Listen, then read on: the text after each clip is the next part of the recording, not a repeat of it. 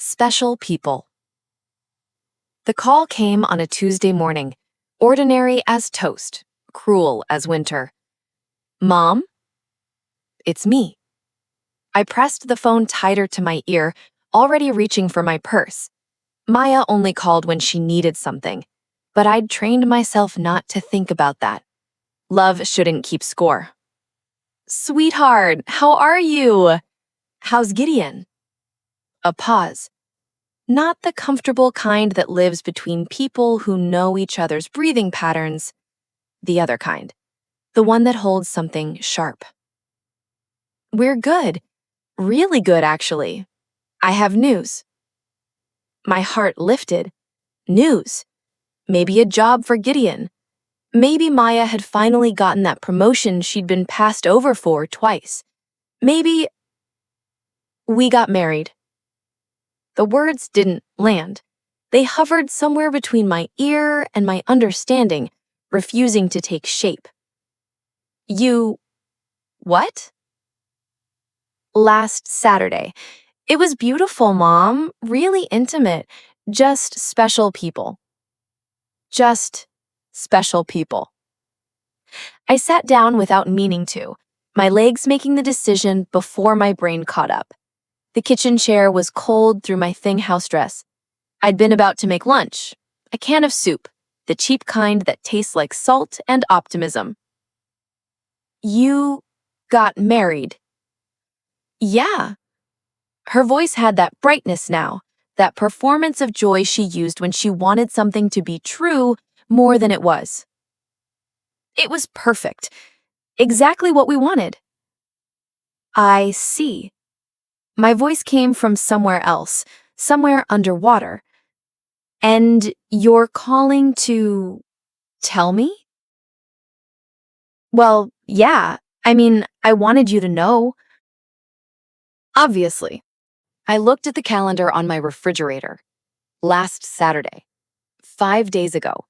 She'd waited 5 days to inform me that my only child, the daughter I'd carried for 9 months and raised for 28 years, had gotten married. Without me.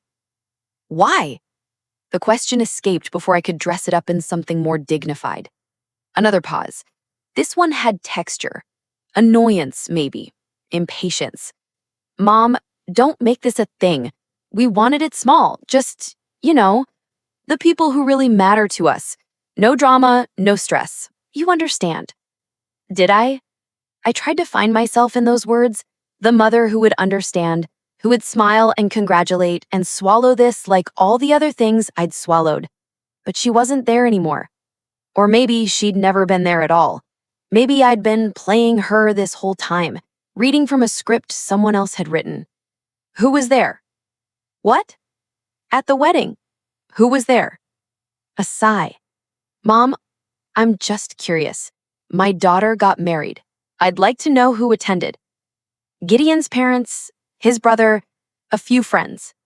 Like I said, it was intimate. Gideon's parents, the people who'd told Maya 6 months ago that she wasn't driven enough for their son. The people who'd questioned whether she was capable of being a proper wife to someone from their family. Those people had been invited, but not me. That's lovely, I heard myself say. I'm happy for you. Thanks, Mom. I knew you'd understand. Relief flooded her voice. She'd been worried. Not worried enough to invite me, but worried about how I'd react to the exclusion. Listen, I have to go, but I'll call you soon, okay? Okay. Love you. The line went dead before I could respond. I sat there holding the phone, watching dust motes drift through the afternoon sunlight. They moved with such purpose, going nowhere. Like me, I'd been moving with such purpose for so long, going nowhere. The soup can sat on the counter, waiting. I'd opened it before the call. Chicken noodle, the kind that's mostly broth. 99 cents. I bought it in bulk because it stretched further that way. Because every dollar I saved was a dollar I could send to Maya. I stood up and poured the soup down the drain. That night, I couldn't sleep. I kept thinking about the wedding dress. 3 months ago, Maya had sent me pictures. 5 different dresses, all beautiful, all expensive. She'd been so excited, typing in that breathless way she had when she wanted something. Mom, I found the dress, but it's $1,800. I know that's a lot, but this is my wedding, my one wedding. I want to feel beautiful. I want Gideon to see me and just, I want that moment. I'd looked at my bank account, looked at the number that was supposed to last me through the month, looked at the upcoming bills, rent, utilities, medications. I'd had a dental appointment scheduled, but my tooth could wait. It always could.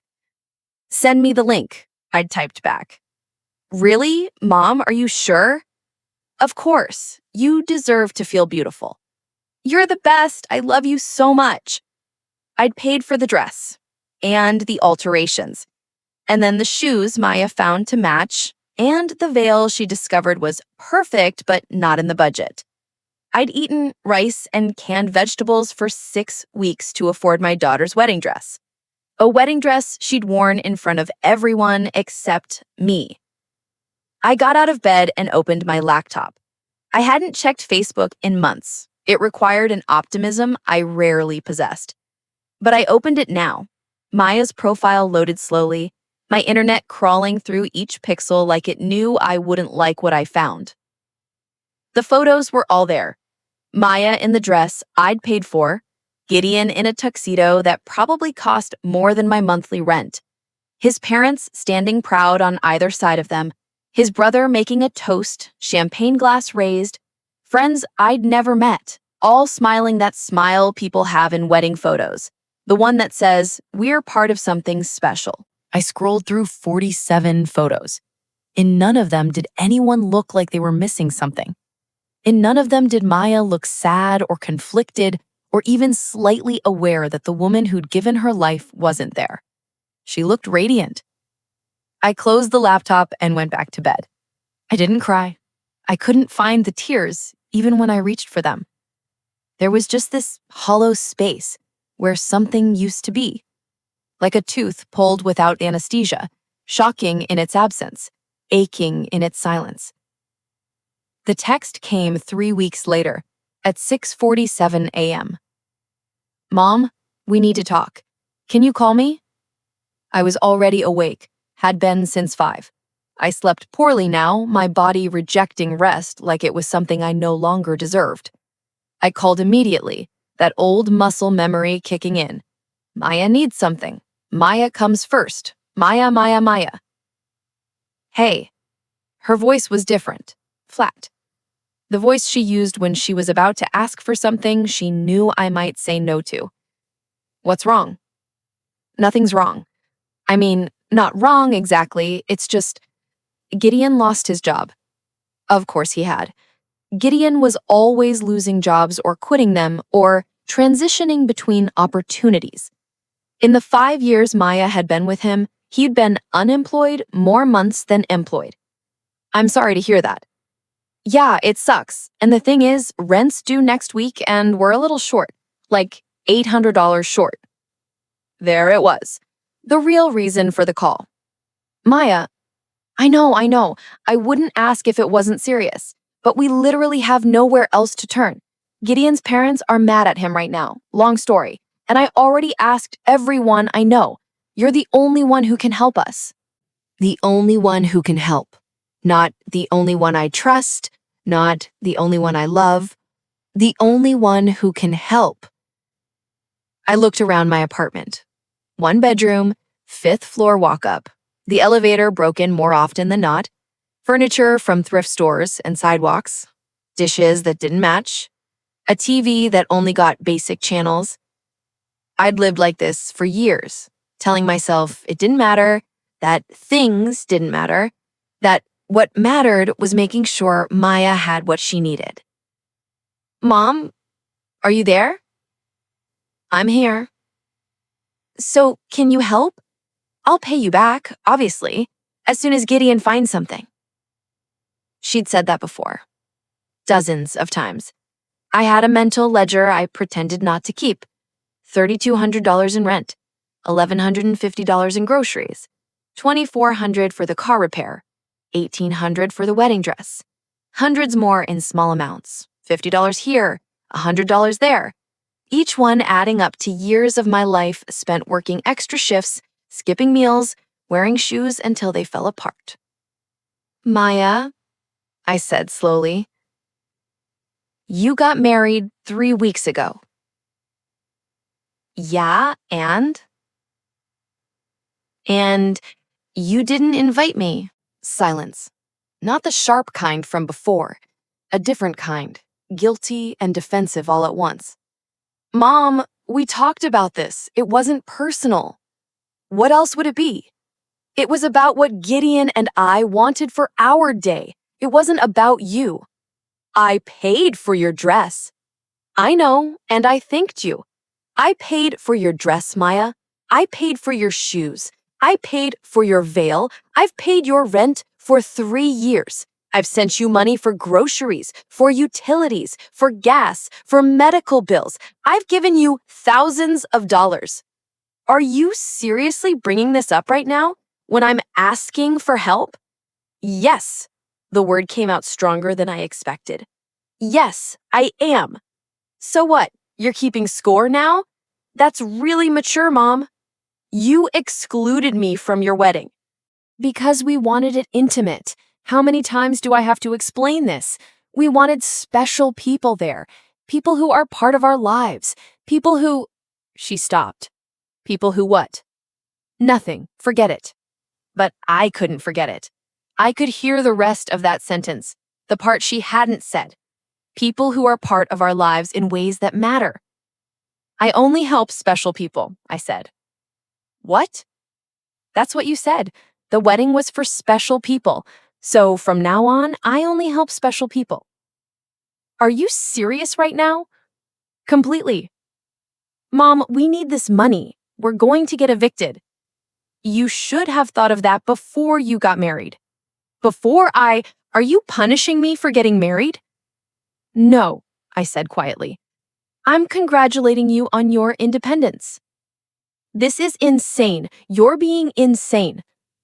I have to go, Maya. Mom, wait. I hung up. My hands were shaking. I'd never done that before. Hung up on my daughter. Never said no. Never drawn a line. It felt like jumping off a cliff. It felt like learning to breathe. The text started immediately.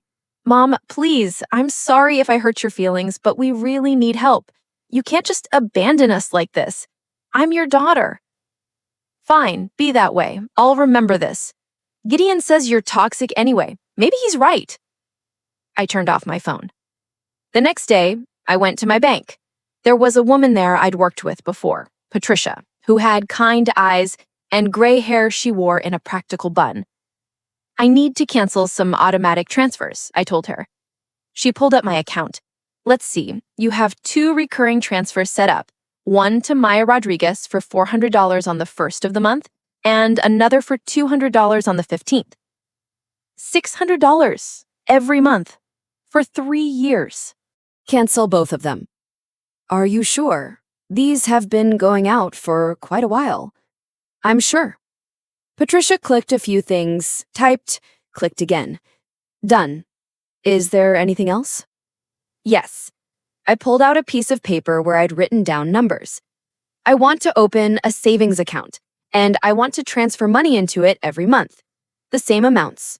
$400 on the 1st, $200 on the 15th. She smiled. Saving for something special? Yes, I said. Myself. On the way home, I stopped at a grocery store I'd never been to before. The nice one with the olive bar and the fresh flowers. I bought salmon, actual salmon, not the canned kind. I bought asparagus and new potatoes and a lemon. I bought a small bunch of flowers, purple and yellow, cheerful as children. At home, I cooked the salmon with lemon and herbs. I roasted the vegetables with olive oil and garlic. I set my table with a real placemat and a cloth napkin I'd owned for years but never used. I put the flowers in a water glass because I didn't own a vase. I ate slowly, tasting everything. The salmon was buttery and rich. The asparagus was tender, the potatoes crispy at the edges. I ate until I was full, then sat there looking at my flowers, at my empty plate, at the evening light coming through my window. For the first time in years, I felt wealthy. They came on a Thursday. I was reading when I heard the knock. Sharp, authoritative, not the kind of knock that expects to be turned away. Through the peephole, I saw Maya, Gideon, and a man in a suit carrying a briefcase. I opened the door. "Mom?" Maya's voice had that false cheerfulness she used with difficult people. "Can we come in?" I didn't move. "Who's this?" The man stepped forward, extending his hand. "Mrs. Rodriguez, I'm James Keller, an attorney. Your daughter has asked me to help facilitate a conversation about your finances." "My finances?" "Yes, ma'am. There's some concern about your ability to manage your affairs, and we thought it would be beneficial to—" "No." He blinked. "I'm sorry?" "No. You may not come in. We may not have a conversation about my finances. There is no concern about my ability to manage anything." "Mom, please." Maya's voice cracked, tears appearing with practiced ease. "We're worried about you. You've been acting so strange lately, hanging up on me, cutting off our support." "The support I was providing you." "Exactly. That's what we mean. You've been so generous for so long and suddenly you just stop? That's not normal. That's a sign that something's wrong." I looked at my daughter. Really looked at her. She was wearing a new jacket, expensive, leather soft as butter. Her nails were professionally done, that elaborate kind with tiny gems. Her hair had been highlighted recently. While I'd been eating rice and canned vegetables, Maya had been getting highlights. "What do you want?" I asked. Gideon spoke for the first time. "We want to help you." His voice was smooth, reasonable, the voice of someone who'd rehearsed this. "We think it would be easier for everyone if we had access to your accounts, just to make sure bills are getting paid, that you're not making any impulsive decisions." "You want access to my bank accounts? We want to help you by controlling my money? That's not what this is. What did you bring?" I pointed to the briefcase the lawyer was holding. He glanced at Maya, who nodded. He opened it and pulled out several documents. "These are power of attorney forms. They would allow your daughter and son-in-law to assist you with financial decisions. Get out." "Mrs. Rodriguez, get out." "Mom, please just listen. I said get out." My voice was louder than I'd heard it in years. It felt good, like something stretching after being cramped too long. "You want to help me? You want access to my money? After everything I've given you? After you excluded me from your wedding and then had the audacity to ask for more? We invited you to help. Every time you sent money, we invited you to be part of our lives." "No," I said quietly. "You invited me to fund your lives. That's not the same thing." "This is exactly what I'm talking about," Maya said to the lawyer. "She's not making sense. She's confused. She needs help." I've never been less confused in my life. I looked at my daughter, this stranger wearing my child's face. "You need to leave now, all of you." The lawyer started to speak, but I closed the door, locked it, put the chain on. They knocked for a while, rang the bell. I heard Gideon's voice, low and angry, and Maya crying. Real tears this time, frustrated and furious. Eventually, they left. I sat on my couch and waited for the guilt to come, for the voice that would tell me I was a bad mother, a selfish woman, someone who'd failed at the most basic human task, loving her child. But it didn't come. Instead, there was just peace, and the strange, unfamiliar sensation of having protected myself. The letter from social services arrived 2 weeks later. "We have received a complaint regarding your welfare and mental state. An investigator will be contacting you to schedule a home visit." I read it 3 times, each time feeling a different emotion. Shock, rage, and finally a cold clarity. Maya had reported me. My daughter had reported me to social services, claiming I was incompetent because I'd stopped giving her money. I sat down and called the only lawyer I knew, Ted Brennan. a man who'd handled my divorce from Maya's father 20 years ago. He was semi-retired now, but agreed to see me. His office was cluttered with books and papers, warm with afternoon light. He listened while I told him everything: the wedding, the exclusion, the requests for money, the attempted power of attorney, and now this. When he finished, he leaned back in his chair and studied me with sharp blue eyes. "How are you doing?" he asked. How am I? No, really. How are you doing? Cognitively, mentally, physically? I'm fine. I'm 62. I work part-time at the library. I pay my bills. I have no debts. I'm fine. Good, because we're going to need to prove that. He pulled out a legal pad. Social services will come. They'll ask questions, look at your living space, assess your situation. Be honest with them. Show them your bank statements, your bills, anything that demonstrates you're managing your life competently. I am managing my life competently. I know that.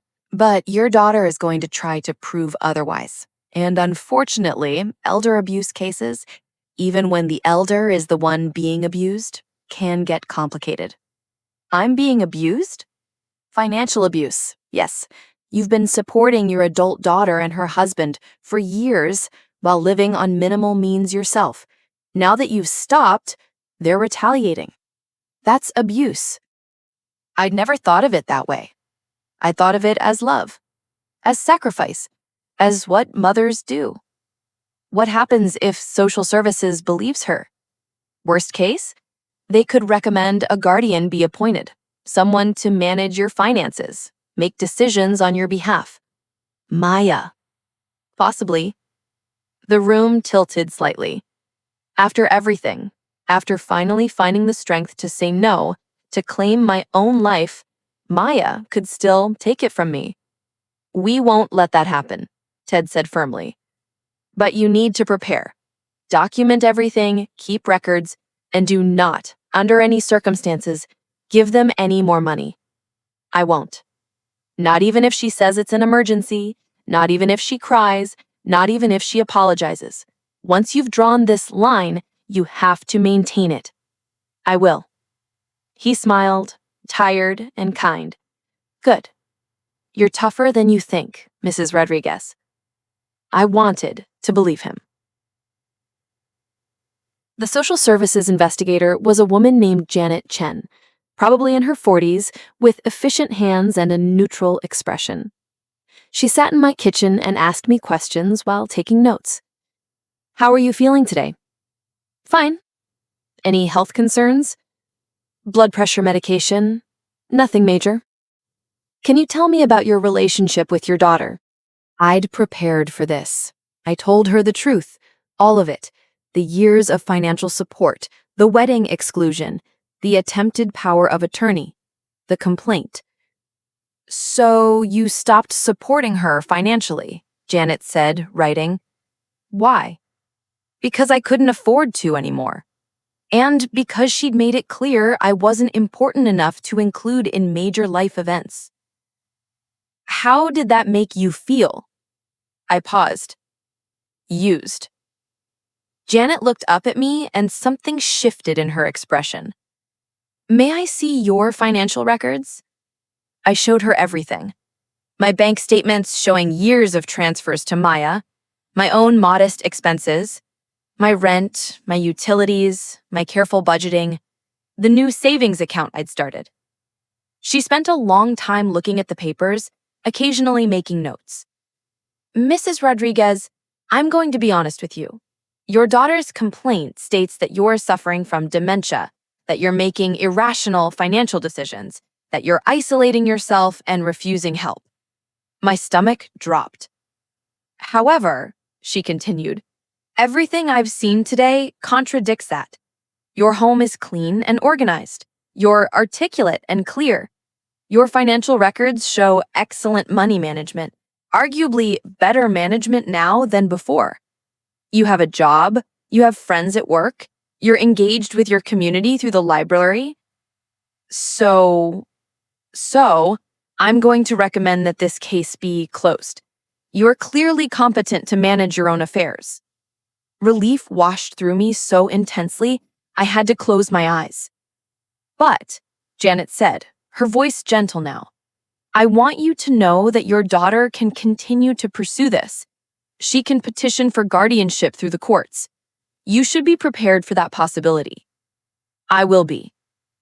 After she left, I sat in my quiet apartment and let myself feel it. The victory, small but real.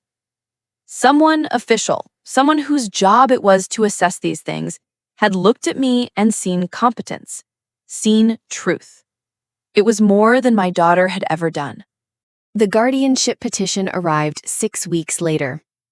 Maya Rodriguez requests that the court appoint her as guardian over the person and estate of Elena Rodriguez, on the grounds that Elena Rodriguez is incapacitated and unable to manage her affairs. Ted filed a response immediately. This is going to trial, he told me. Maya's not backing down. Good, I said. Neither am I.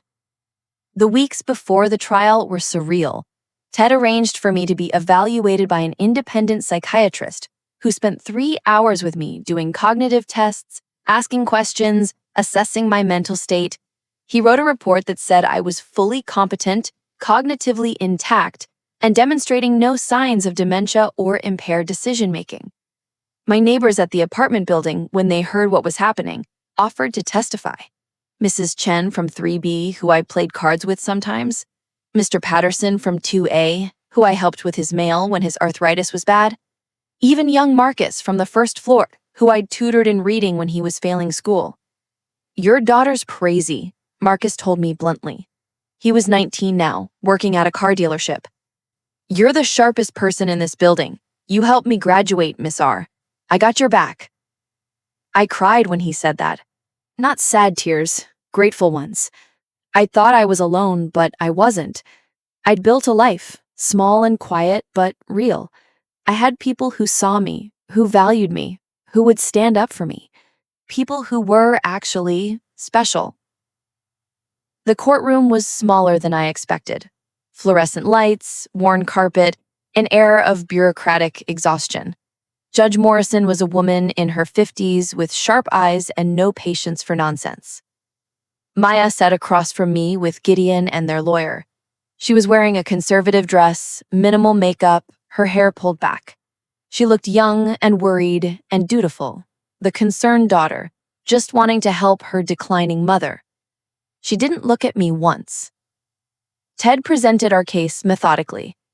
The psychiatric evaluation, my financial records, testimony from Janet Chen, the social services investigator, who stated clearly that I was competent. Testimony from my neighbors, each one describing a woman who was engaged, helpful, mentally sharp. Then it was Maya's turn. Her lawyer called her to the stand. She took the oath with her hand trembling slightly, her eyes already glistening with tears. Maya, her lawyer said gently, can you tell us why you're concerned about your mother? She's not herself anymore. Maya's voice was soft, wounded. She used to be so generous, so loving. We were so close. And then suddenly she just changed. She started refusing to help us, hanging up on me, saying these paranoid things about how I was using her. And why do you think she changed? I think she's sick. I think something's wrong with her mind and she doesn't realize it. I'm trying to help her, but she won't let me. You were recently married, is that correct? Yes. And your mother was invited to the wedding? A pause. Barely noticeable, but there. It was a small wedding, very intimate. That's not what I asked. Was your mother invited? It was complicated. Yes or no, please. Maya's jaw tightened. No. Why not? Because she looked at the judge, at her lawyer, anywhere but at me. Because we wanted it to be perfect. And my mom, she has a way of making things about her. She gets emotional and dramatic, and I didn't want that on my wedding day. There it was, the truth, laid out in a courtroom under oath. I make things about me. I get emotional. I didn't deserve to be there on the happiest day of her life because my feelings might inconvenience her. Ted stood up. Permission to cross-examine. Granted. He approached Maya with a folder in his hands. Miss Rodriguez, how long has your mother been supporting you financially? I don't see how that's relevant. Please answer the question. A few years. How many years exactly? I don't know. 3? 4? Ted opened the folder. According to bank records, your mother has been sending you $600 per month for exactly 3 years and 2 months. That's $22,800, not including additional money sent for specific expenses. Does that sound correct? Maya shifted in her seat. She wanted to help us. We didn't ask her to. These are text messages from you to your mother. He held up printed screenshots. October 2023. Mom, can you help with rent? December 2023. Mom, our car broke down. We need $400. February 2024. Mom, the electricity is going to get shut off. Should I continue? We were going through a hard time.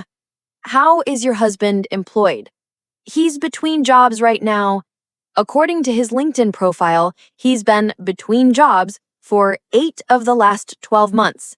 Yet you and he filed this guardianship petition claiming your mother is incompetent to manage money. Who do you think is better at managing money, Ms. Rodriguez?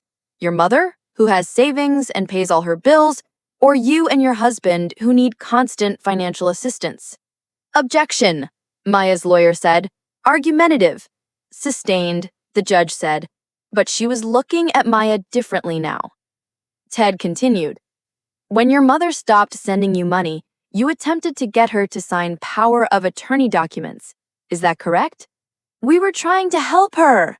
By getting control of her bank accounts? That's not what... When that didn't work, you filed a complaint with social services claiming she had dementia. Is that correct? She was acting crazy. Define crazy.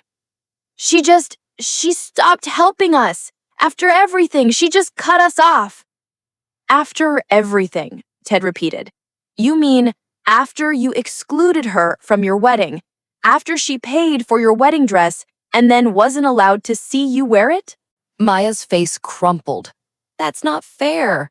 What's not fair, Ms. Rodriguez, is using your mother as a bank for 3 years and then claiming she's incompetent when she finally says no. Objection. Withdrawn. Ted turned to the judge. No further questions. Maya stumbled off the stand, crying for real now. Gideon put his arm around her, glaring at me like I was the villain in this story. Maybe I was to them. Maybe that's what I'd become when I stopped letting them use me. A villain, a bad mother, someone who didn't know her place. I found I didn't care.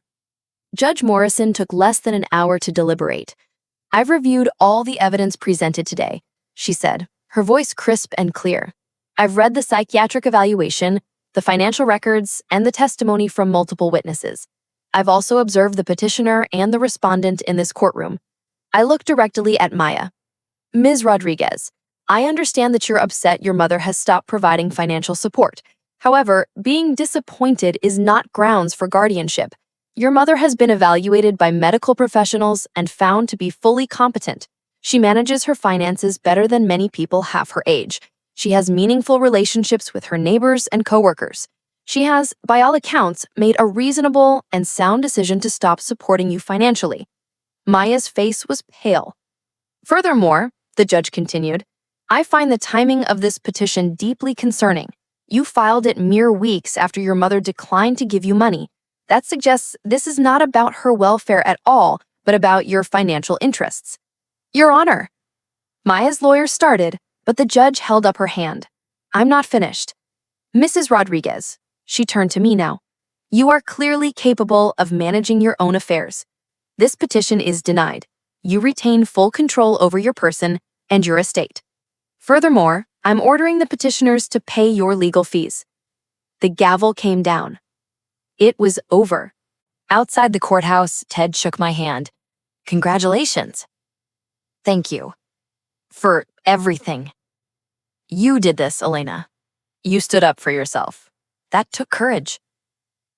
I looked back at the courthouse doors. Maya and Gideon were leaving. their heads together in angry conversation. She glanced over at me once, and I saw it in her face. Not remorse, not shame, just rage. Pure, bitter rage that I'd won, that I'd escaped her control. She was my daughter. I'd raised her, loved her, sacrificed for her, and she hated me for finally choosing myself. I need to go, I told Ted. Call me if you need anything at all. I drove home slowly, letting the reality of it settle into my bones. Free. I was free. At my apartment, I sat down at my kitchen table, the same table where I had eaten that first salmon dinner, where I'd sat with Janet Chen, where I had prepared for trial with Ted. This table had witnessed my transformation from victim to victor. I pulled out my laptop and opened a document. My will. It was simple, drafted years ago, leaving everything to Maya. I deleted her name. In its place, I listed the library where I worked, a women's shelter downtown, and a scholarship fund for students like Marcus, kids who needed someone to believe in them. Then I called my landlord. I'd like to give notice, I said. I'm moving. Oh, where to? I don't know yet. Somewhere new. The apartment I found was smaller but brighter. Second floor, big windows, a view of trees instead of parking lot. I could afford it comfortably now, without the monthly drain of supporting Maya. I furnished it slowly, choosing things I actually liked instead of taking whatever was free. A comfortable reading chair, a proper bed, a coffee table from an antique store, solid wood with carved flowers. Mrs. Chen from my old building helped me hang pictures. Marcus helped me move my books. Mr. Patterson gave me a plant for my new kitchen windowsill. You deserve this, he said, his hands shaking slightly as he handed it over. You deserve good things. I cried again. These tears were becoming a habit. At the library, I started a new program, Financial Literacy for Seniors. I taught other elderly people how to protect themselves, how to say no, how to recognize when love was being weaponized against them. The classes filled up immediately. You saved my life, one woman told me after the third session. She was 70. Her son had been draining her pension. I thought I was crazy. I thought I was being a bad mother. You're not crazy, I told her, and you're not bad. You're just done being used.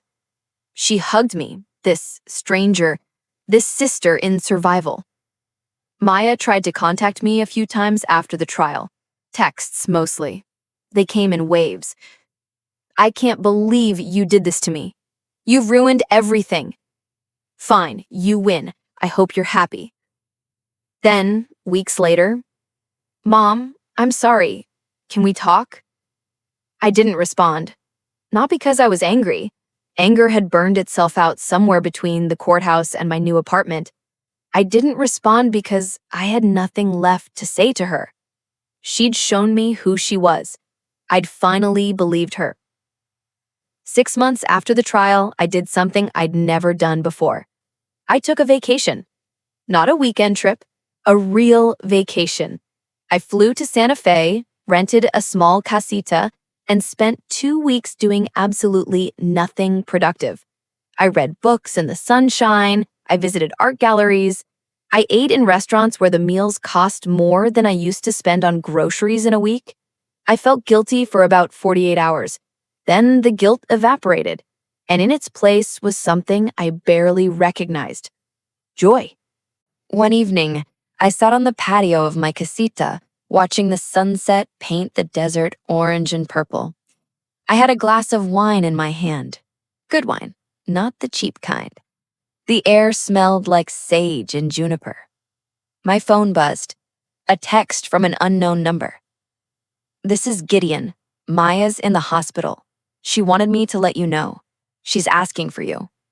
I stared at the message for a long time. The sunset continued without me, indifferent to this small human drama playing out on a casita patio. My first instinct was exactly what it had always been: panic, drop everything, Rush to help.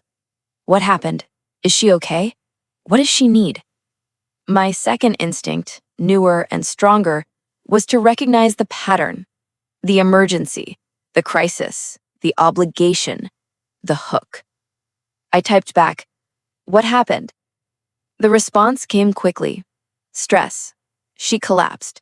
The doctors say she's okay, but she needs rest. She keeps crying for you. Please, Eliana, whatever happened between you two, she's your daughter. She's your daughter. As if I could forget. As if that fact hadn't been used against me for 28 years, a chain I'd wrapped around my own neck. I looked at the sunset, then at my wine, then at the book I'd been reading, a novel about a woman who runs away to Greece and finds herself. It was cheesy and predictable, and I was loving every word. I hope she feels better soon, I typed. Please give her my best. I turned off my phone. That night, I couldn't sleep. Not from guilt, but from the strangeness of it. This new version of myself who could receive a message like that and not immediately sacrifice everything on the altar of motherhood. I kept waiting to feel like a monster, but I didn't feel like a monster. I felt like someone who'd finally learned that love shouldn't cost everything you are. In the morning, I turned my phone back on. 17 messages, all from Gideon's number. She's asking for you. Please just come. What kind of mother does this? She's devastated. Fine, I guess we know where we stand. You're going to regret this. Maya's lawyer says this could be considered elder abuse, abandoning her when she needs you. I deleted them all without reading them fully. Then I blocked the number. I spent the day hiking in the foothills, the desert stretching endless around me. I thought about Maya in a hospital bed, crying for me. I thought about whether she was really sick or if this was another manipulation. I thought about how I'd probably never know the truth and how that was okay. At the top of the trail, I sat on a rock and looked out over the landscape, ancient and vast and utterly unconcerned with human drama. A woman hiking down the trail stopped near me. She was maybe 70, lean and tanned, wearing serious hiking boots. "Beautiful, isn't it?" she said. "Yes." "First time here?" "First time anywhere, really. First real vacation I've ever taken." She smiled. "Good for you. I didn't take my first one until I was 65. Spent 40 years taking care of everyone else first." "What changed?" "My daughter told me I was selfish for wanting to go to my grandson's college graduation instead of babysitting her other kids that weekend." She laughed, but it was edged with old pain. I realized that if wanting to see my grandson graduate made me selfish, then I'd been doing selfless wrong my whole life. "Did you go to the graduation?" "I did, and my daughter didn't speak to me for 6 months. But you know what? My grandson was so happy I was there. He gave me a rose from his bouquet and told me I was his favorite person in the world." Her eyes were bright. "Some people will take and take until you're empty. Others will celebrate when you fill yourself up. You've got to choose which ones get your time." She hiked on, leading me with that truth. Some people will take and take until you're empty. I'd been empty for so long, I'd forgotten what full felt like. When I returned home from Santa Fe, there was a letter waiting. Hand-delivered, my landlord said. A young man with a briefcase had dropped it off. Inside was a legal document. Maya was suing me for financial elder abuse, claiming I'd manipulated her into dependency and then abandoned her. "She's claiming what?" He sounded incredulous. "That I abused her, financially, by supporting her, I guess." He was quiet for a moment. "This is harassment, Elena, pure and simple. She's trying to punish you for winning the guardianship case." "Can she do this?" "She can file anything she wants. Winning is another matter. This claim is absurd. You were the one being abused, not her. But it'll cost you time and money to defend. Then that's what I'll do. You sound tired. I am, I admitted. I'm tired of fighting my own daughter.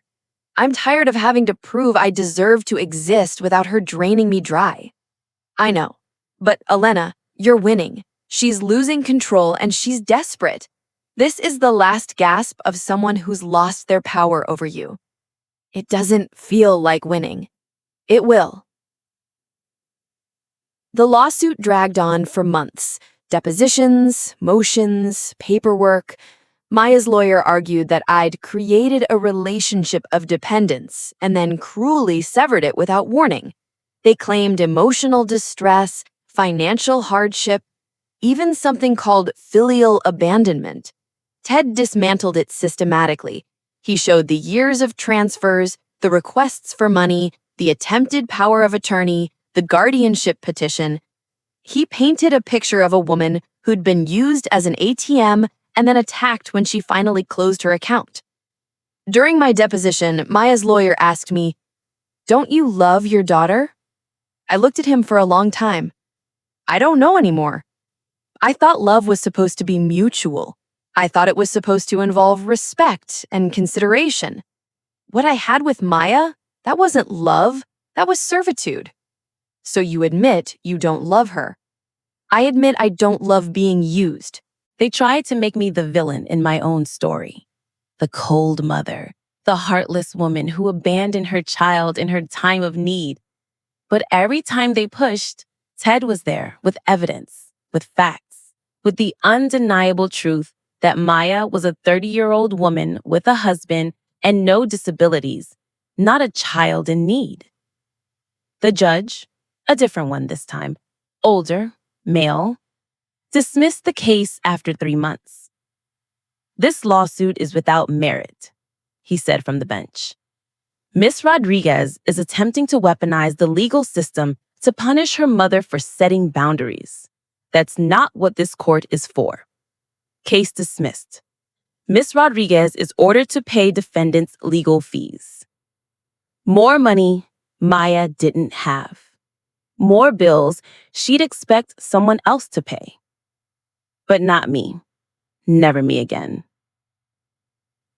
A year after the courthouse victory, I was sitting in my apartment when someone knocked.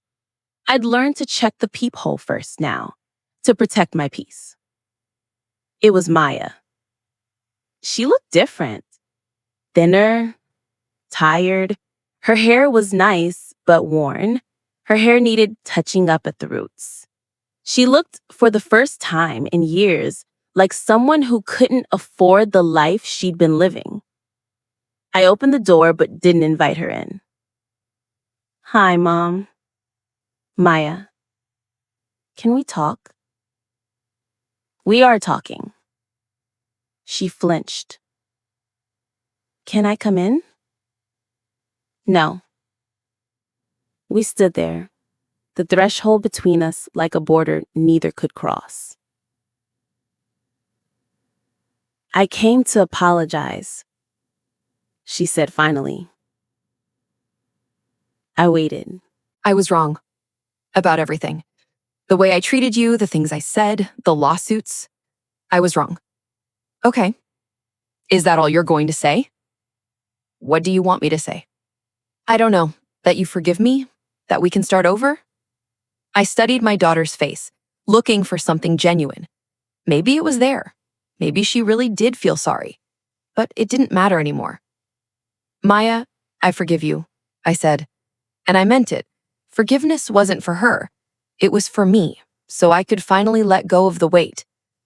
But I don't want to start over. I don't want you in my life. Her face crumpled.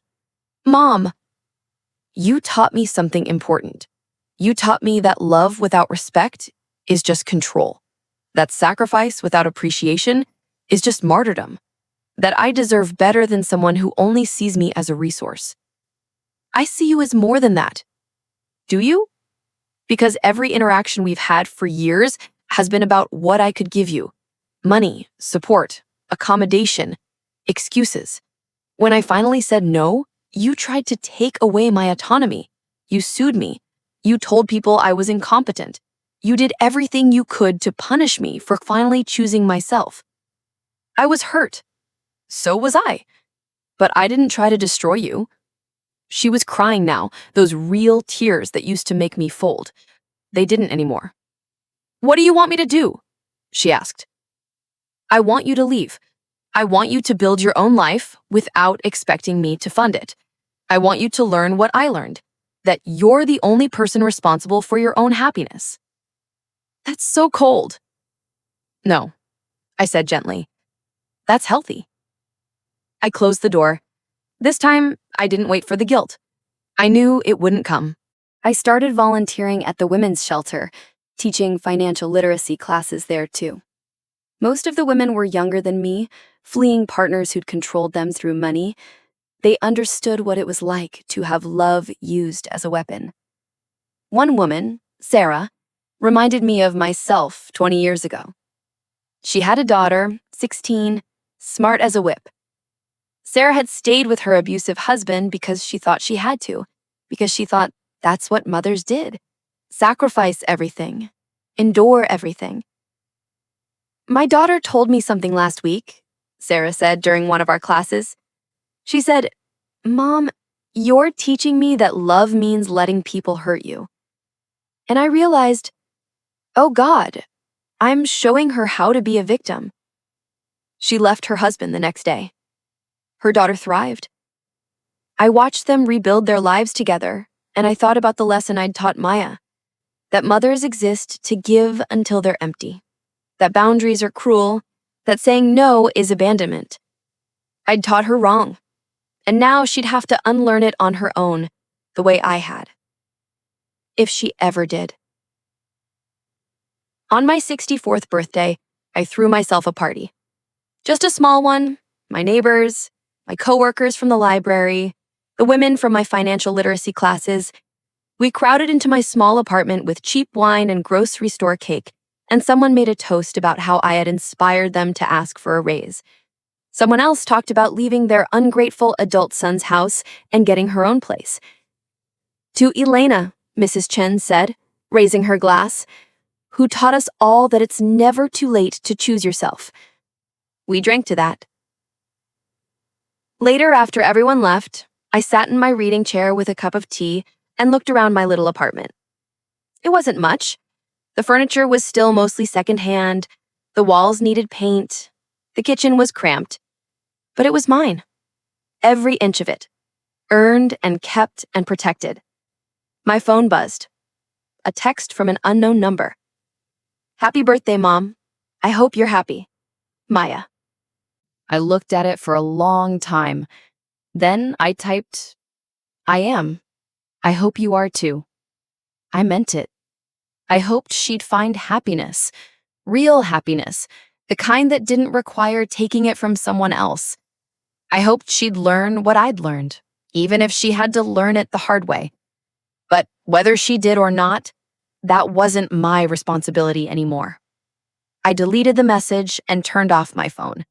Tomorrow, I was driving to the coast. 2 weeks, a small rental cottage, morning walks on the beach. I'd booked it 6 months ago, saved up for it, planned it down to the last detail. I was going alone. I was going to be spectacularly, beautifully, gloriously alone. And for the first time in my life, that felt like exactly enough. The cottage was perfect, small and weathered, with a porch that faced the ocean. I spent my mornings walking the beach, collecting shells and sea glass, letting the salt air fill my lungs. I spent my afternoons reading, cooking simple meals, watching the light change across the water. On the third day, I met a woman named Margaret. She was sitting on a driftwood log, painting the sunset in quick, confident strokes. She was probably my age, maybe older, with wild silver hair and paint-stained hands. Sorry, I said when I realized I was watching her work. I don't mean to intrude. You're not? She gestured to the log beside her. Sit. Tell me if I'm getting the colors right. I sat.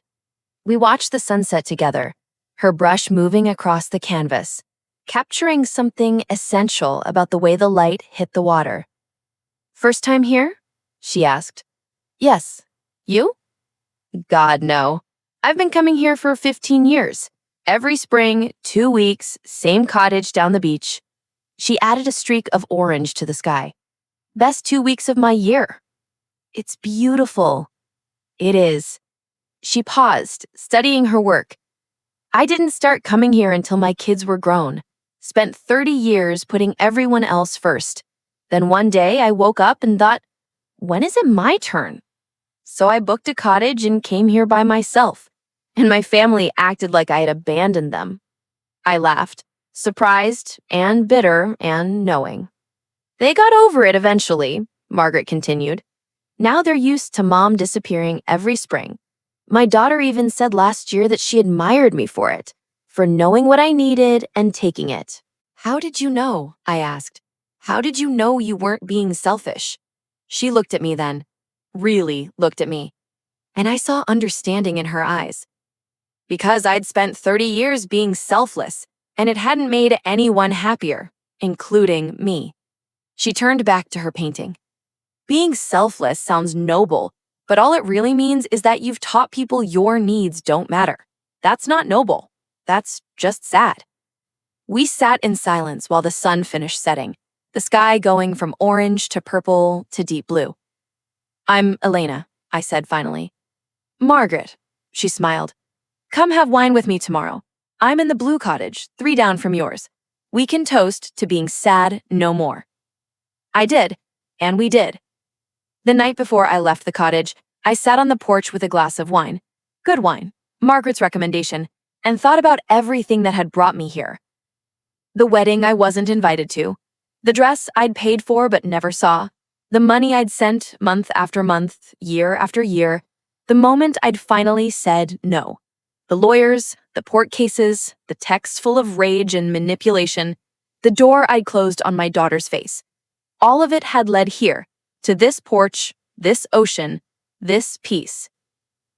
I pulled out my phone and opened my notes app. I'd been keeping a journal lately, writing down thoughts that I'd never shared with anyone. "Today, I realized something," I wrote. "I spent years thinking I was loving my daughter by sacrificing myself for her. But real love, healthy love, doesn't require one person to disappear so the other can exist. Real love makes space for everyone. Maya wanted me to disappear. She wanted my money, but not my presence. My support, but not my voice. My sacrifice, but not my boundaries. That's not love. I don't know what it is, but it's not love. And the saddest part is that I taught her that. By always saying yes, by always giving in, by always making myself smaller so she could be bigger, I taught her that mothers are supposed to be doormats. I can't undo that lesson, but I can refuse to keep teaching it. So this is me refusing. This is me choosing myself. This is me finally understanding that being a good mother doesn't mean being a martyr. This is me free." I saved the note and closed my phone. The ocean whispered against the shore, eternal and unconcerned with human pain. It would be here long after I was gone, after Maya was gone, after all our drama had faded into nothing. That thought comforted me. We were all so small, our conflicts so temporary. Maya's anger would fade, or it wouldn't. She'd learn and grow, or she wouldn't. Either way, the sun would rise, the ocean would whisper, and people like me would sit on porches learning how to be free. I returned home to a letter from Ted. "Elena, I wanted to let you know that Maya's lawyer contacted me last week. Maya has dropped all legal proceedings and won't be pursuing any further action. I think she's finally realized she won't win. More importantly, I wanted to tell you something. In 30 years of practicing law, I've seen a lot of family cases. Most of them are heartbreaking. Most of the time, the victim goes back, gives in, lets themselves be used again because they can't bear the guilt. You didn't do that. You stood firm. You protected yourself. You showed incredible strength, and I'm proud to have represented you. But more than that, I hope you're proud of yourself. What you did, setting boundaries with your own child, is one of the hardest things a person can do. And you did it. You survived it. You're thriving now. That matters. You matter. All the best, Ted. I read the letter 3 times, then put it in a drawer with all the other documents from that year: court papers, psychiatric evaluations, bank statements, evidence of a war I'd fought and won. But I didn't want to look at them anymore. I didn't want to live in that story. I wanted to live in this one, the story of what came after.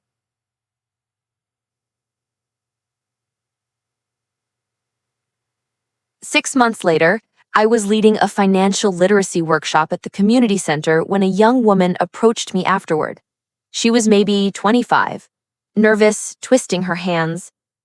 "Miss Rodriguez, can I ask you something?" "Of course."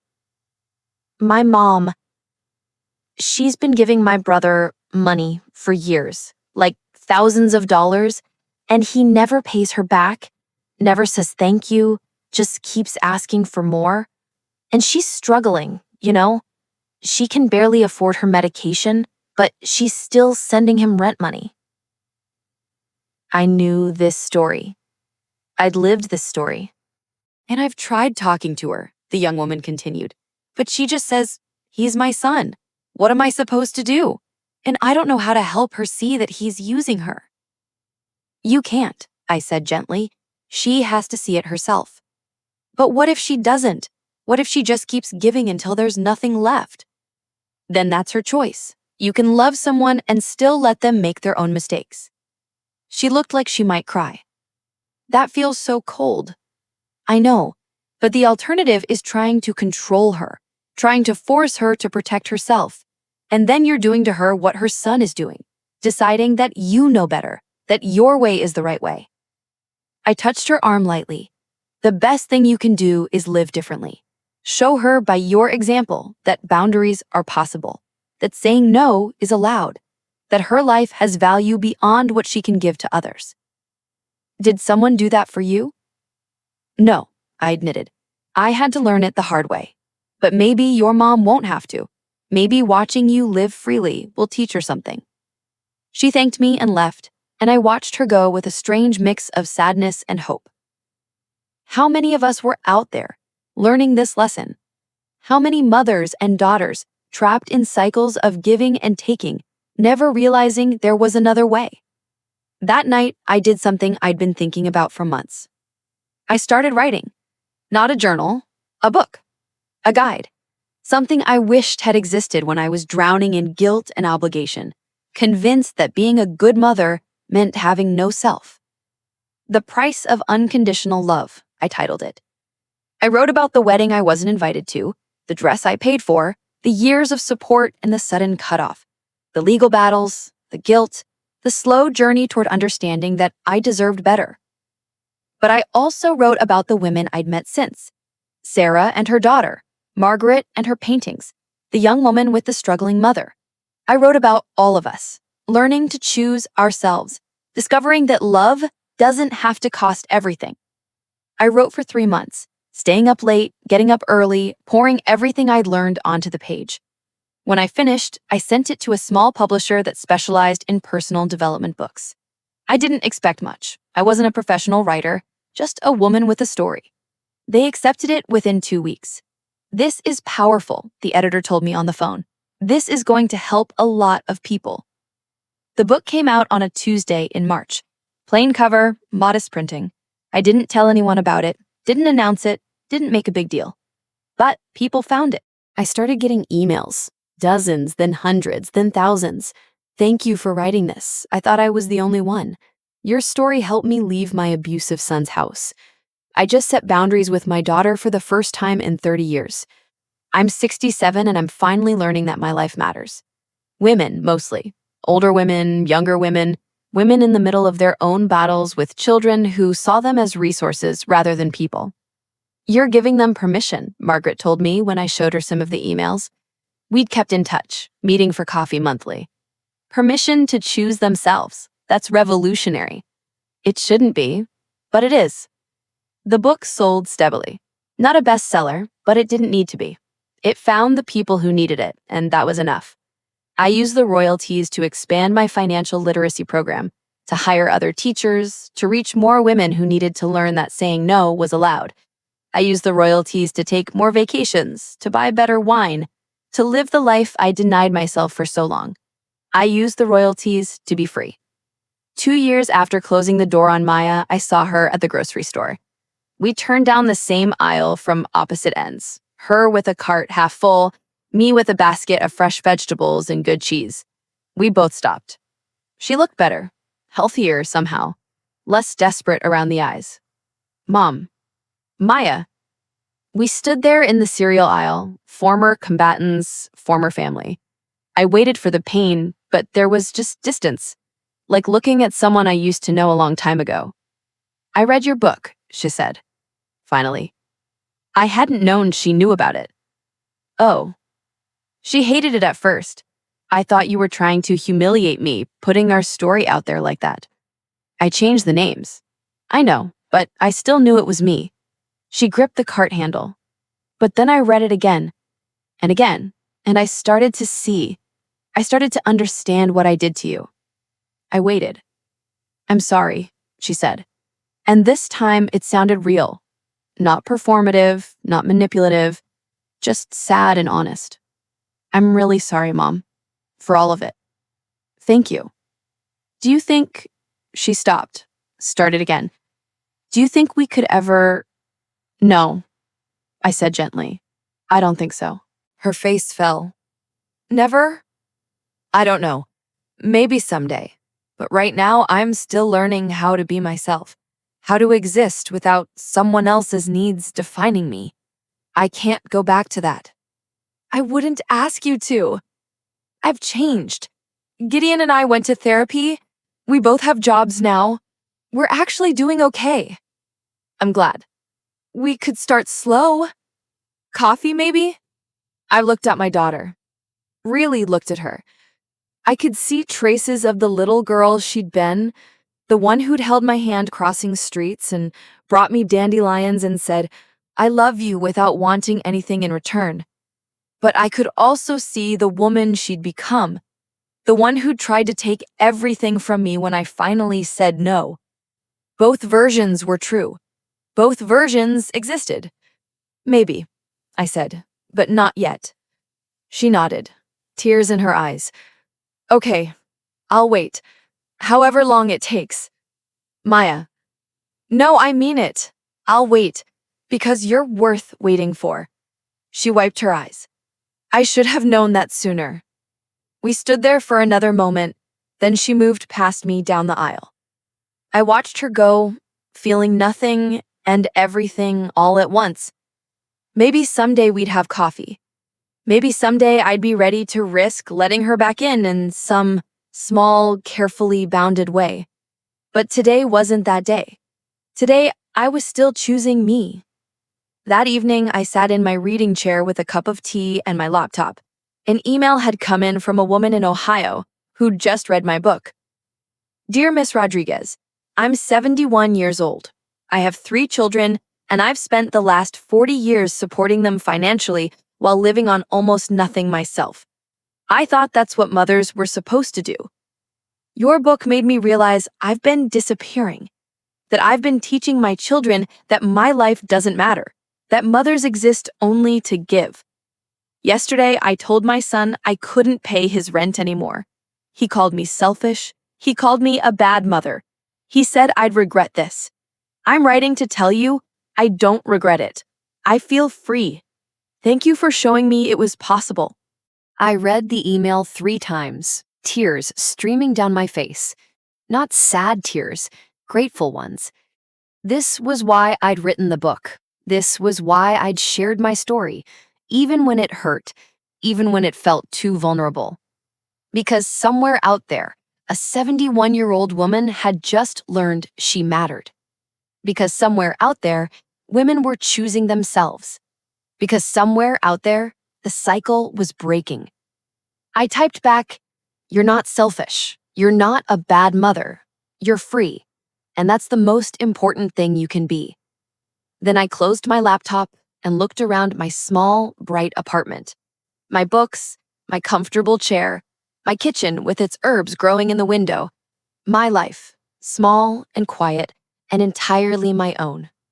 Outside, the sun was setting, painting my walls gold. Inside, I was finally, completely, gloriously at peace. Epilogue. 5 years later, I'm 69 years old. I still live in my small apartment, though I have repainted it and added more plants. I still teach financial literacy at the community center, though I've trained 5 other teachers to help.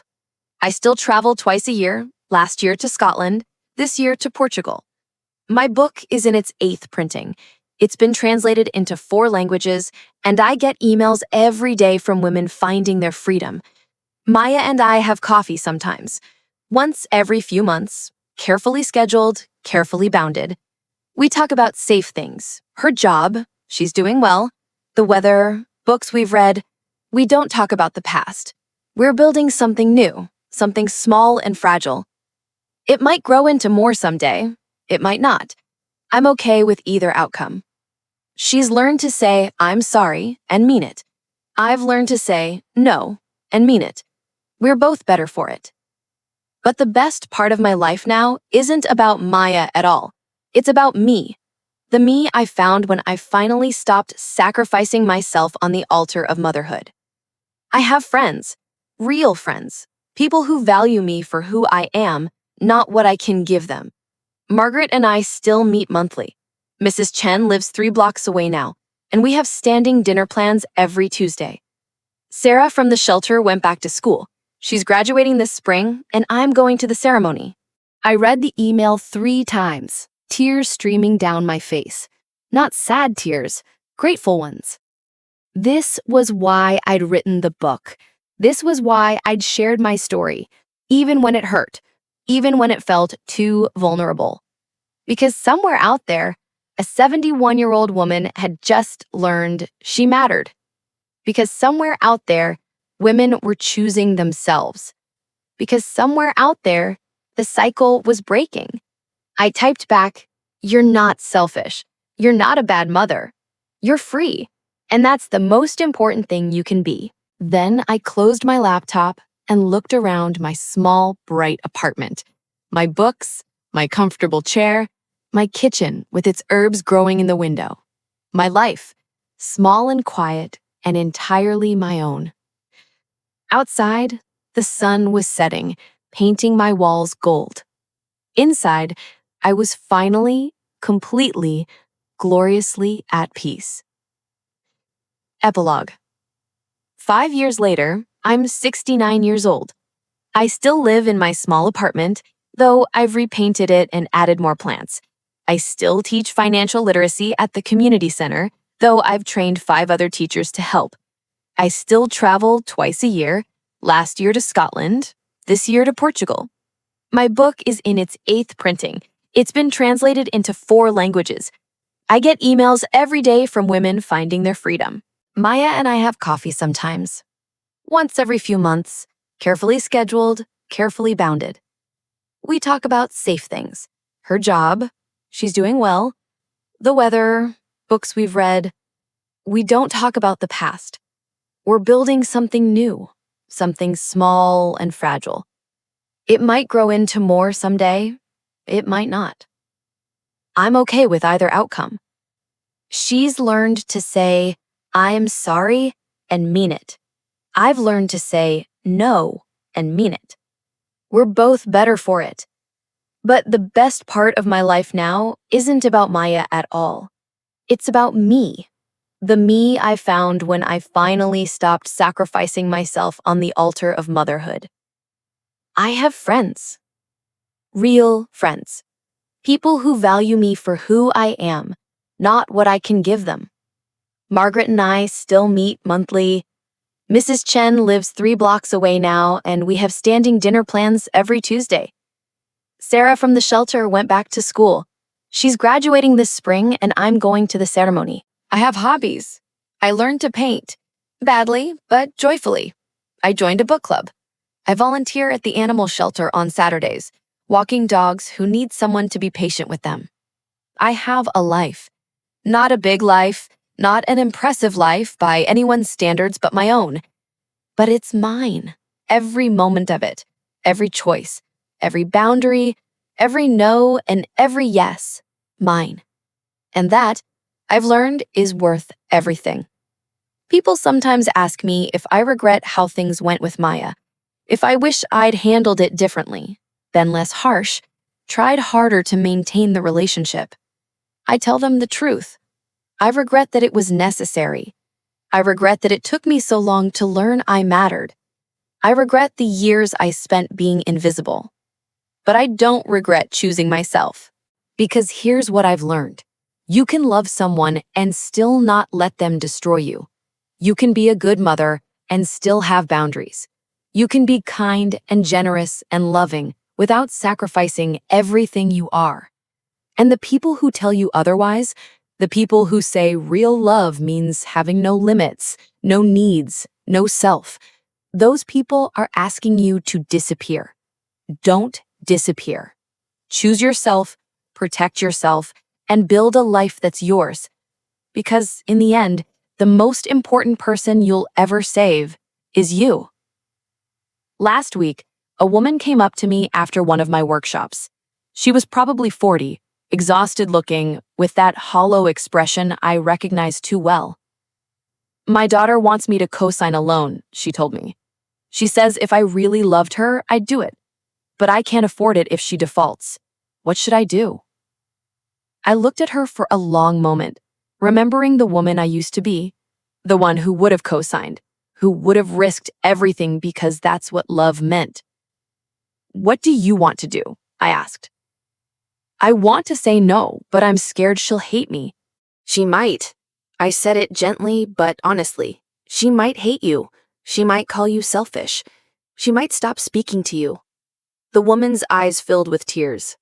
But here's the question, I continued. Would you rather have her approval or your self-respect? Would you rather make her happy or make yourself safe? Because sometimes you can't have both. That's a terrible choice. It is, I agreed, but it's yours to make. And whatever you choose, you're the one who has to live with the consequences. She left without saying what she decided. I hope she said no. I hope she chose herself.